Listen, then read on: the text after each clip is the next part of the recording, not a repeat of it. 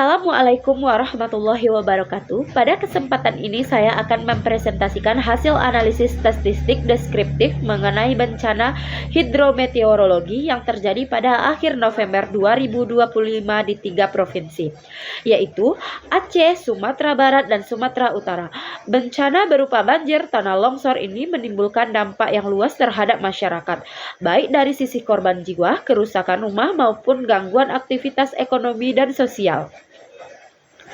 Tujuan dari penyusunan data ini adalah untuk menggambarkan kondisi bencana secara deskriptif, meliputi wilayah terdampak, jumlah korban, serta dugaan penyebab terjadinya bencana. Data statistik ini diharapkan dapat menjadi dasar pengambilan kebijakan, mitigasi, dan penanggulangan bencana di masa yang akan mendatang.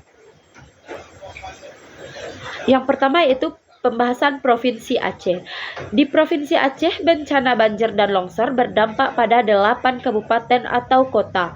Wilayah dengan dampak paling signifikan antara lain yaitu Aceh Singkil, Aceh Timur, dan Aceh Utara. Secara keseluruhan, jumlah warga terdampak mencapai 14.235 kakak atau 46.893 jiwa, dengan 1.497 jiwa terpaksa mengungsi. Kondisi ini diperparah oleh luapan sungai, buruknya sistem drainase, serta curah hujan yang tinggi yang terjadi secara terus-menerus. Selain itu, di Kabupaten Benar Meriah dan Kota Lok Sumawe, bencana longsor terjadi akibat kondisi tanah yang labil di daerah perbukitan. Bencana ini tidak hanya merusak pemukiman warga, tetapi juga menghambat akses transportasi dan distribusi logistik.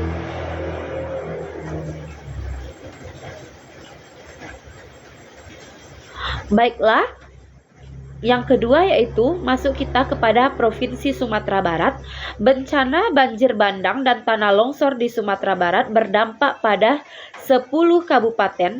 Yang pertama itu Kabupaten Pesisir Selatan dan Agam, merupakan wilayah dengan jumlah kecamatan terbanyak, topografi perbukitan, serta aliran sungai yang melintas kawasan pemukiman menjadi faktor utama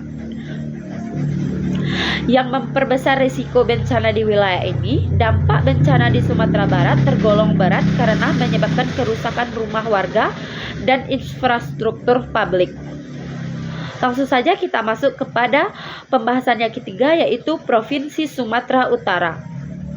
Di Provinsi Sumatera Utara, bencana banjir dan longsor melanda beberapa kabupaten dan kota antara lain yaitu Sibolga, Tapanuli Utara, Tapanuli Tengah, dan Tapanuli Selatan. Data menunjukkan adanya korban jiwa, korban luka-luka, serta ribuan warga yang harus mengungsi.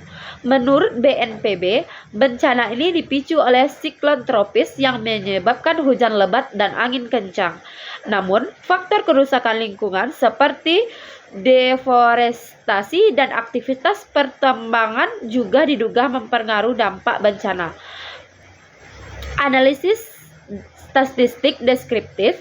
Secara statistik deskriptif dapat disimpulkan bahwa bencana hidrometeorologi pada akhir November 2025 berdampak luas hingga ke tingkat desa dan kelurahan. Wilayah pesisir dan daerah aliran sungai menunjukkan tingkat kerentanan yang lebih tinggi. Data ini menunjukkan pentingnya peningkatan mitigasi dan bencana berbasis wilayah. Baiklah, dari yang saya bacakan tadi, kesimpulannya yaitu berdasarkan analisis statistik deskriptif, bencana di Aceh, Sumatera Barat, dan Sumatera Utara menunjukkan pola yang hampir serupa, yaitu dipicu oleh faktor alam dan berperan oleh kondisi lingkungan. Oleh karena itu, diperlukan sinergi antara pemerintah dan masyarakat dalam pengelolaan lingkungan serta peningkatan kesiapan bencana. Baiklah, demikian pemaparan yang dapat saya sampaikan. Semoga data dan analisis ini dapat memberikan gambaran yang jelas mengenai kondisi bencana yang terjadi. Wassalamualaikum warahmatullahi wabarakatuh.